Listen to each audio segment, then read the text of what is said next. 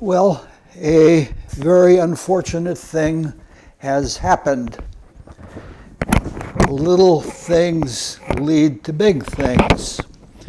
The little thing that I neglected was to empty the trash bin on the computer, and as a consequence, the talk was truncated. And I do not want to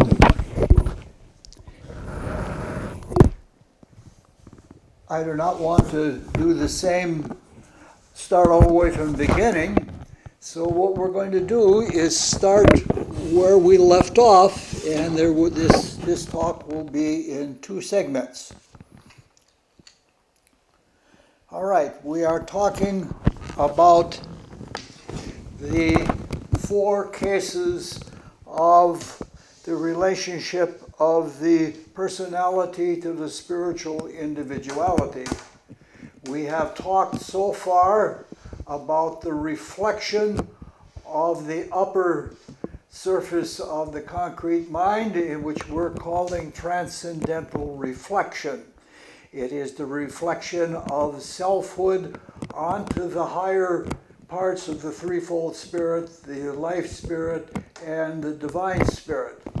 Now we're going to take the second case, which is something that we're much more familiar with, and that is the projection from the spirit through the lens into the personality. This is something we're more familiar with. It's called concrete thinking. In this activity, the thinker, which is the self, which is the threefold spirit, which is a divine entity, draws together ideas and compounds them into a concrete thought, which it projects into the phenomenal concrete worlds to accomplish its intent. Now, how compounded ideas which are abstract become concrete is a bit of a mystery. At least it is for me. I understand some of it. I understand that there is an idea that is a finalizing idea, and that finalizing idea has something to do with realization, making it real. But since this goes through the heart of the concrete mind, which is our connection to the absolute, there's something much deeper in that is beyond my comprehension.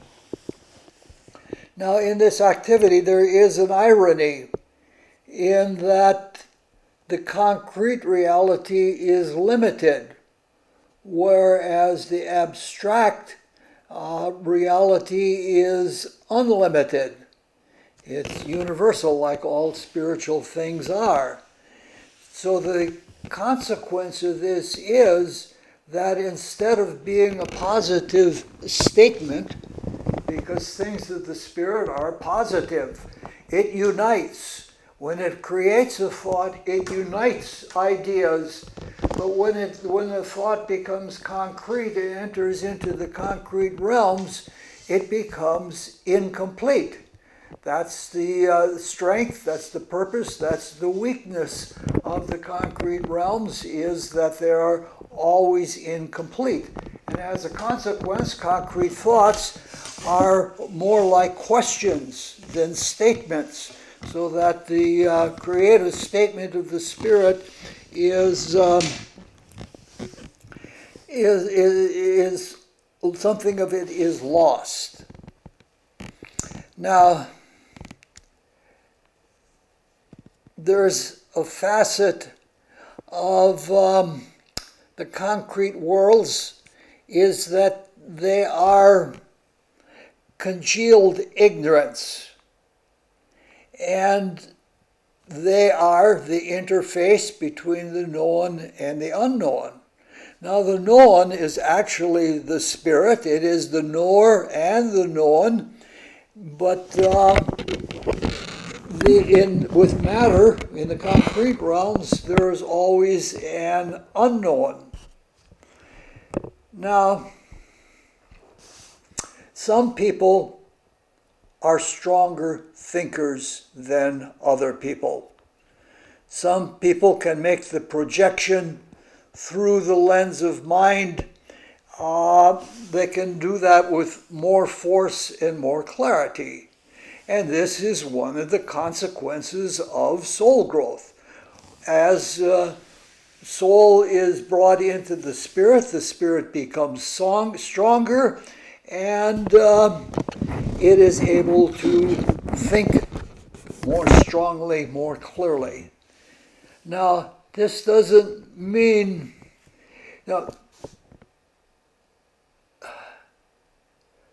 thinking has to be whole. Let's take an example of something in the material world. Some people work with materials and they have exquisite control over those materials, and then they can make material wonders with them.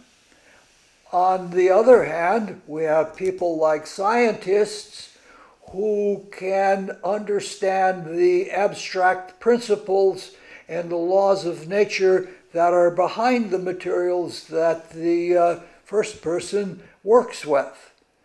The goal of projected thought is that an individual understands the principles and carries them all the way through to completion in the material world. Now,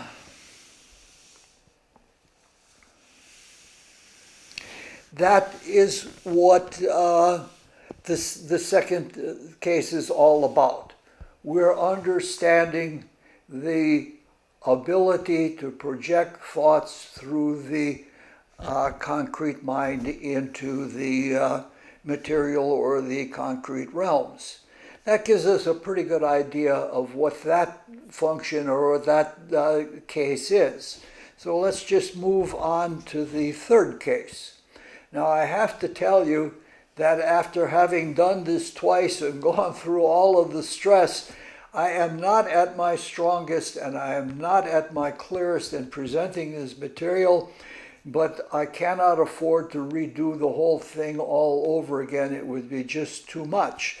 So please be tolerant and please be forgiving if the clarity of the presentation is not what you would like. All right. The third case is a case that we are also familiar with. The third case is something that we have given various names for. Now let's see. The third case, as we're looking at it now, is reflection from the lower nature off of the lower surface of the lens of concrete mind, and it has a certain amount of what you would call phenomenal automacy about it. Sometimes this activity or this kind of thinking is called the instinctual mind. It is called instinctual because the lower side of the mind has coalesced with the desire nature, and it has produced what is called a lower self or a lower nature or a personal ego, or it has various names. Now, this was done as a stopgap activity. It's a subject we've talked a little bit about, and we're going to talk about it again, probably several times, and we'll go into it in detail. But in our past history as humans, we took the creative force in its procreative application into our own hands. We took sexual reproduction of bodies unto ourselves, where beforehand we had been guided completely by the hierarchies, by the gods, if you want to call them that, and we were given exactly what we needed for our development. But once we took the creative power, even though we're using it in a procreative way, into our own hands, that was a declaration of divinity. And of all the spiritual beings, every divinity respects the divinity in every other being, and every other spiritual being. So, the beings that completely controlled our lives had to back off. But the fact that we unwisely took the creative force into our hands is an indication that we didn't, I'm nervous now about the controls. It was a fact that we were not mature enough in our evolution. So, had we, when the gods backed off, and if we were left to our own, we would have been in worse shape than we are now. It's bad enough that we have fallen and we've developed all sorts of selfishness over many, many lives, but we would have been in worse shape because we were that mature in our evolution. So with the cooperation of the spiritual hierarchies, a pseudo-self, a personal ego, a lower nature was built out of the desire nature and the concrete mind. And it was to act as a guidance, as an instinctual guidance to take care of us until the spirit could enter into the personality more fully and take over, at which point the lower nature would be tamed and would serve the divine higher nature. But what happened is that lower nature set up shop for itself. And to a large extent, if we're not careful, our lower nature, our lower desires and thoughts will rule our lives. So what we're talking about in this third case is we're talking about instinctual thinking. We're talking about a lower kind of thinking.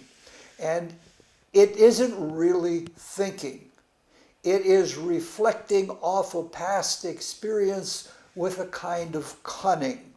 And so the lower nature really can't think for itself, but it can be deviously cunning in its ability to manipulate us to its own gratification.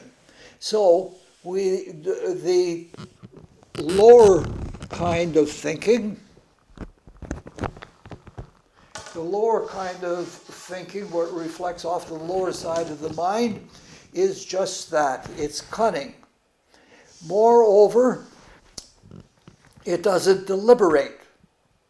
And we see other manifestations of this lower mind in that there is a certain kind of automacy. Now, when we have deliberate thoughts come through and they pretty much control what we do. You know, when we don't do that, we say, I forgot myself. And when you forget yourself, the self is not in control of the thoughts and is not in control of the lower nature. But many thoughts have been repeated many times, and they become almost like an automatic thought reproduction system.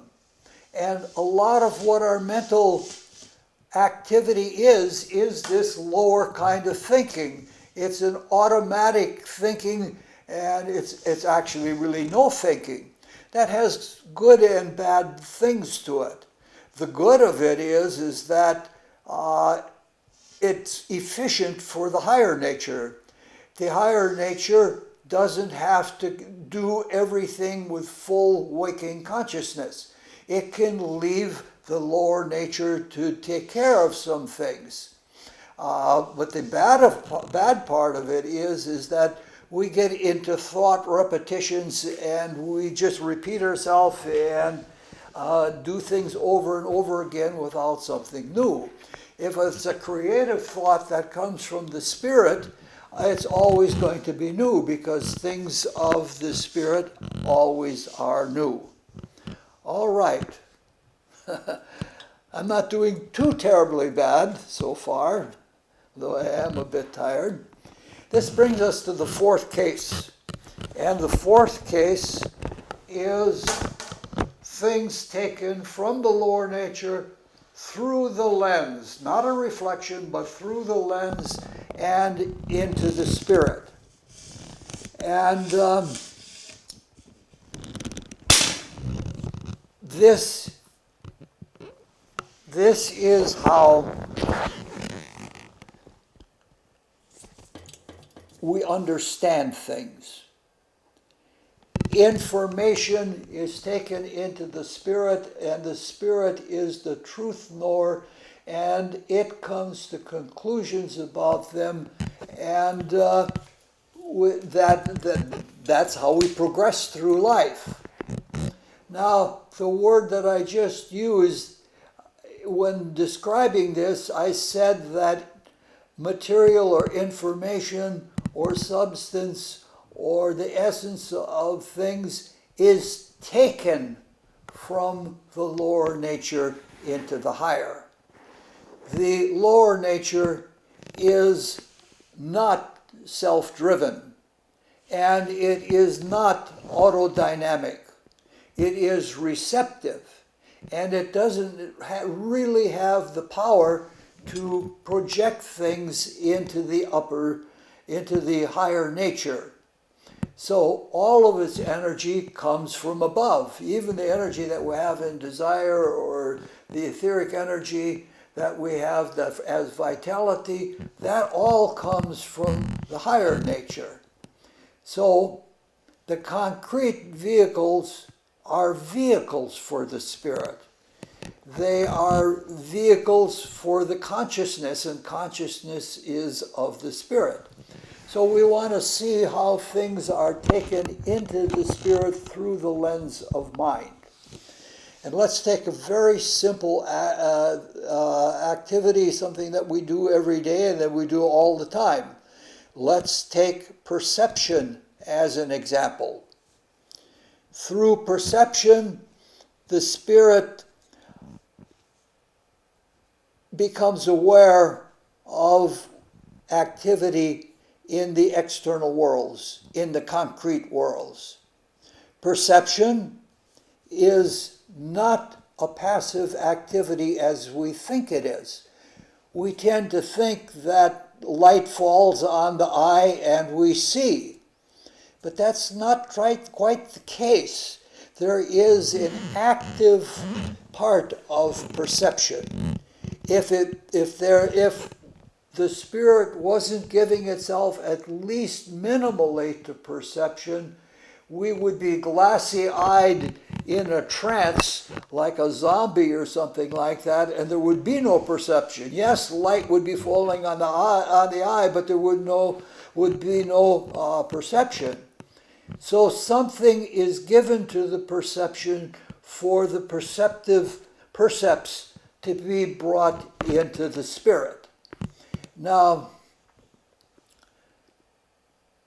it seems to us that perception is passive, but that is because we are generally, even right now, it's at a very low level, we are in waking consciousness. So we are giving ourselves to life, even though it is not the same as if we make a spiritual projection, which is a very focused, concentrated spiritual thrust of divine creative energy. It's that we do those things in our prayers, or if we do healings or things like that. But in general, we're giving ourselves to life, and that mild giving to life means that we are seeing in what appears to be a passive way, but it really isn't passive. But it's just mild mild perception. It is enhanced if we give ourselves to it. An artist can surely tell you that if you give yourself to perception, a whole world of depth and meaning in perception comes out that you never knew is there. So the perception is that kind of activity. Now, the drawing of something into the spirit through the lens of the concrete minds is done in more things than just mere perception. It applies to the very thing that we are talking about. It applies to the absorption and assimilation of soul. Now, one can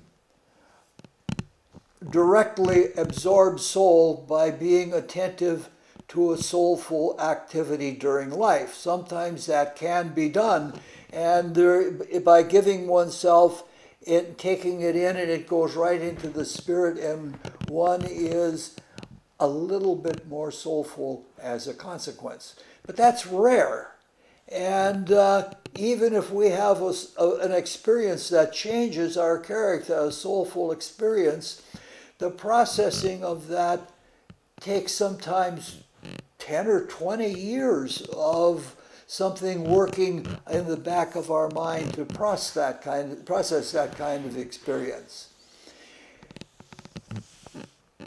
What we want to talk about are efficient ways that soul material or soul is absorbed.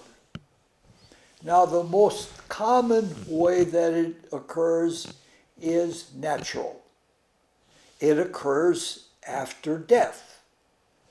During life, the will to live that was put into the original thought form out of which all of our bodies and the context of our life came out of that charge through the archetype of life and vehicles, that is what pushed us forward.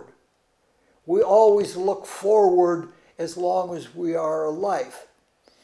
But when the energy in the archetype dies out and is left, everything unwinds. And when it unwinds, we see our life backwards several times.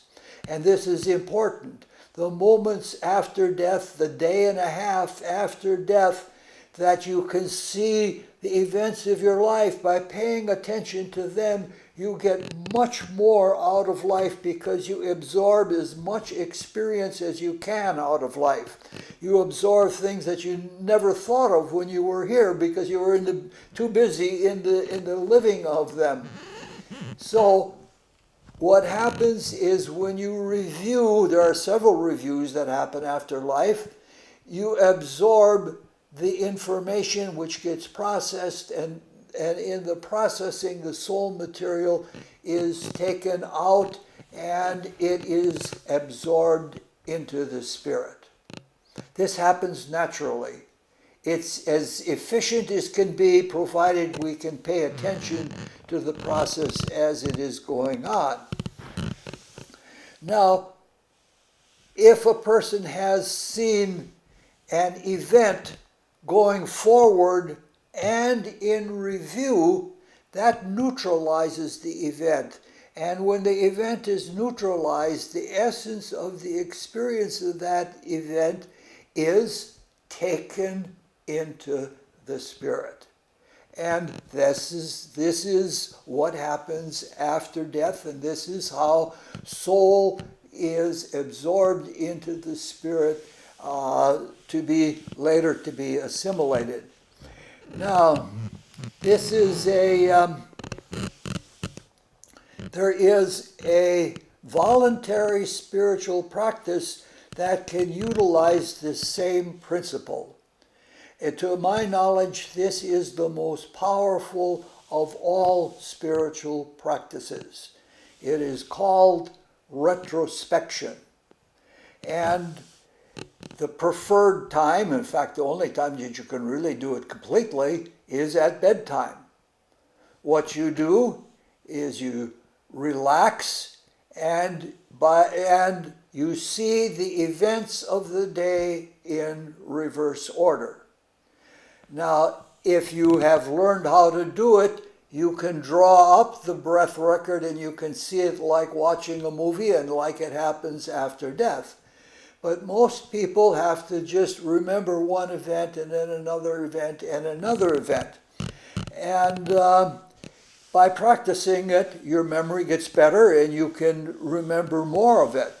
It's not an easy exercise because when you see things backwards, that tends to lift you out of the body, just as it did. You're in a position parallel to death. In fact, some people call sleep the little death. In fact, that's what Shakespeare called it. So it's hard. You have to will yourself to stay in the body and see the pictures.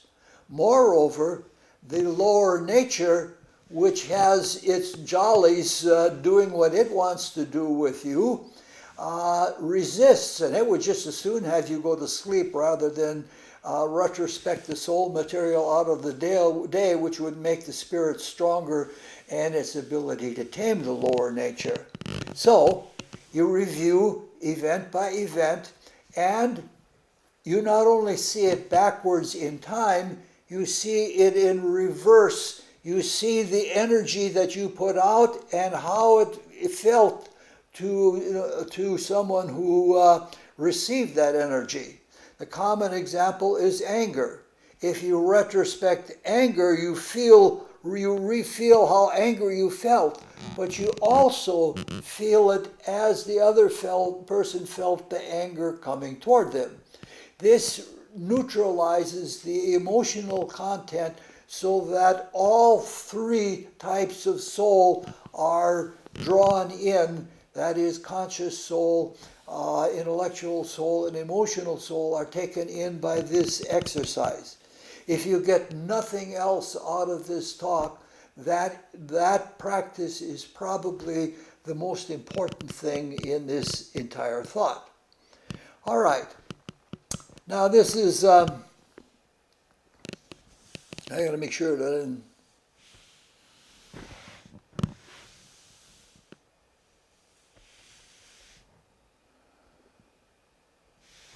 Yeah, I guess that's reasonable. It's not as good as the first time through, but I have to do as much as I can. All right, this is a brief description of absorption.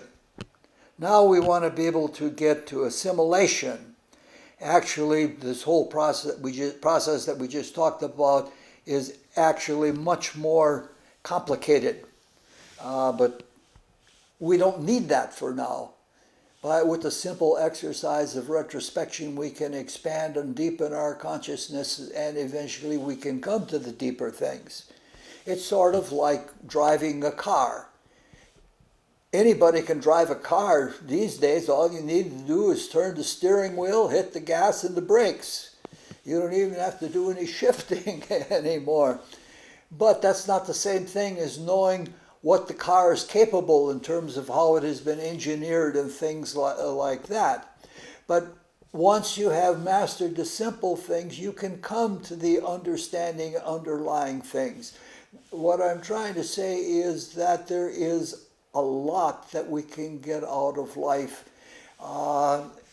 if we are attentive and do the best that we can in living our life and then reliving them in retrospect and improving our consciousness and then getting more out of them. All right. Now, we have said there are three types of soul: conscious or consciousness soul, intellectual soul, and emotional soul. The conscious soul is generated out of the physical body in the interactions with the chemical subdivision of the physical world. Intellectual soul is generated in the vital body through interactions in the ethers. And emotional soul is generated in the desire body through the experience and interaction with the desire world. Now, each of these worlds has its own focus in the mind. Ultimately, everything has to go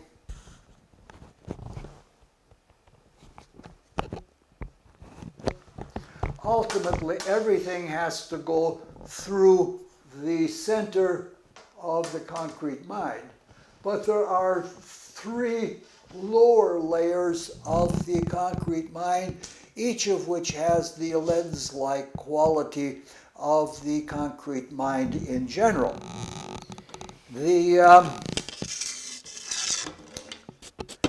Each of our bodies, the physical, the etheric, and the emotional, and the worlds that they relate to, the chemical, the etheric, and the desire or emotional world, has a lens, so to speak, or has a focus in the mind. The region, the lowest region of the concrete mind is called the region, the continental region. And it is all about matter and form. And so the experience of the physical body and the experience of the chemical realm get focused through the continental region, through the heart of the world of thought and into the spirit. The next highest realm is called the oceanic region. And in the oceanic region, etheric energy or etheric experience is focused through that lens and into the center of, through the center of the concrete mind and into the spirit. And the aerial region is the next highest. It's right next to the central region. The central region is called the region of archetypes, and we'll come to that in just a little bit. But in the region, in the aerial region, the experience of emotion and desire and feeling gets focused through the aerial region, through the central region, and into the spirit. Now,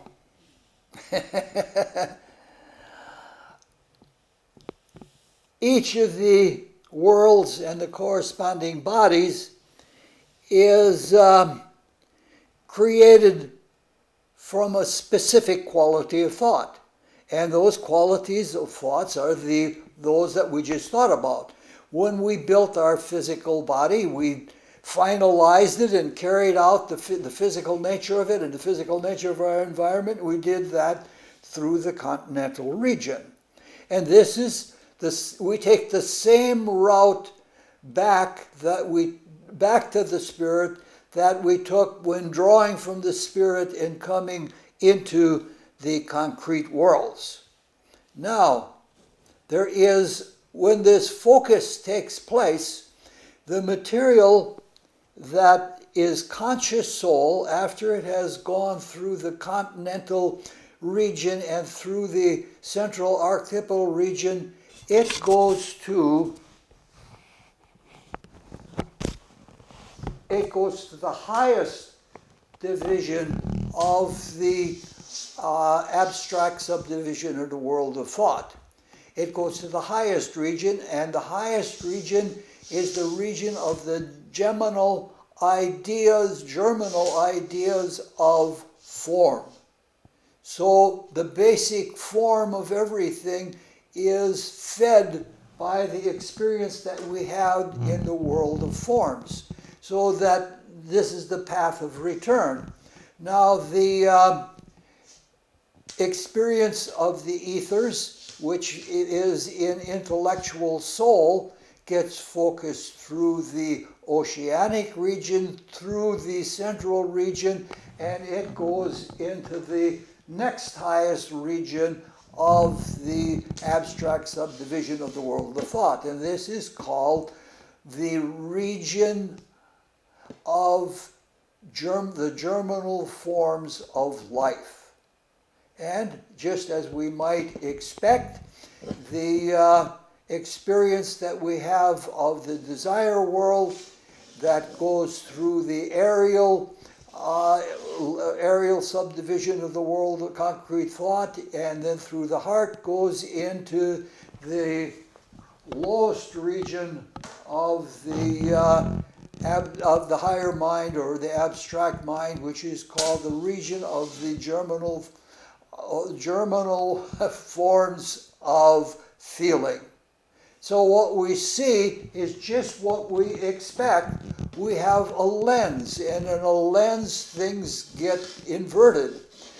Sometimes the abstract transcendental worlds are sometimes called the upside down worlds, because things there, when they are projected into the material world, are the inverse of the way we see things in the material world.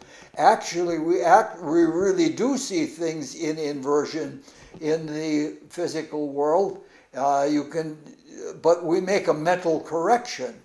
There have been experiments that have done so that they put glasses on people, and they see the world upside down, and they're disoriented except for a few hours, and then the spirit makes an adjustment, and you see things right side up again.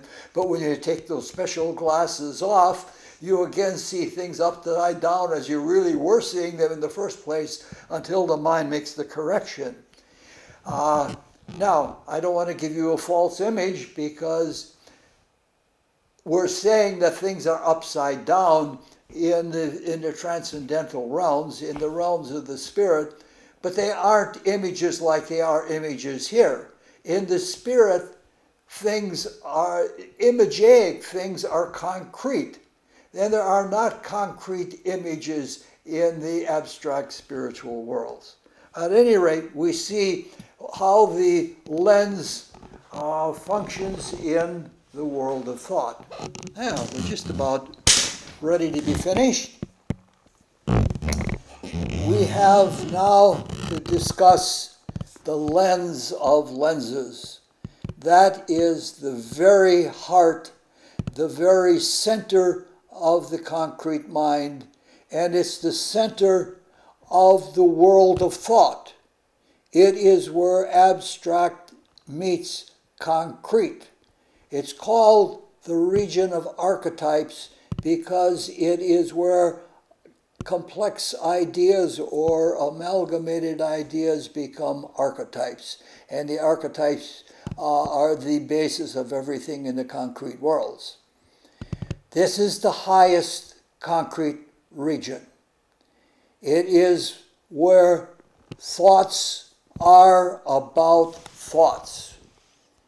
And it is eventually where we have truly creative thoughts. In the future, in the same way we make forms now, we will be able to make forms that live like plants. That's part of our future. We're going to talk about that in future talks. But when we do that through that center, that creative center, and then that goes through the oceanic region, and we again work creatively with the oceanic region.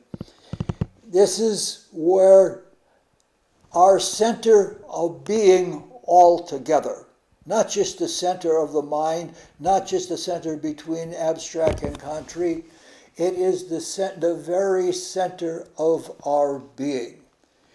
It is where creativity is made manifest. Each of us is a focus of the absolute, of which we spoke a little bit earlier.